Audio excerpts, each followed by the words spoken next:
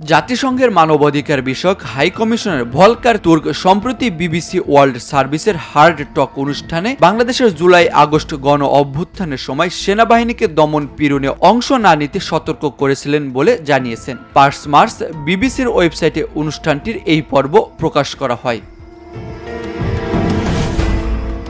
অনুষ্ঠানে বিবিসির উপস্থাপক স্টিফেন শাকার গাজা, সুদান, ইউক্রেন সহ বিশ্বের বিভিন্ন দেশের পরিস্থিতির প্রেক্ষাপটে জাতিসংঘকে ক্ষমতাহীন বলে মনে হচ্ছে বলে মন্তব্য করেন। জবাবে ভলকার তুর্ক বাংলাদেশের উদাহরণ তুলে ধরেন।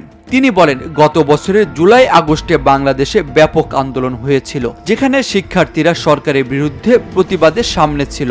শেখ হাসিনার সরকার তখন দমন নিপীড়ন চালায়। তুর্ক জানান, জাতিসংঘ সেনাবাহিনীকে সতর্ক করেছিল যে যদি তারা দমন পীড়নে জড়িয়ে পড়ে তাহলে আর শান্তি রক্ষা মিশনে অংশগ্রহণকারী হিসাবে থাকতে পারবে না। এর ফলে পরিস্থিতিতে পরিবর্তন আসে এবং ডক্টর মোহাম্মদ ইউনূস সরকারের দায়িত্ব নেন।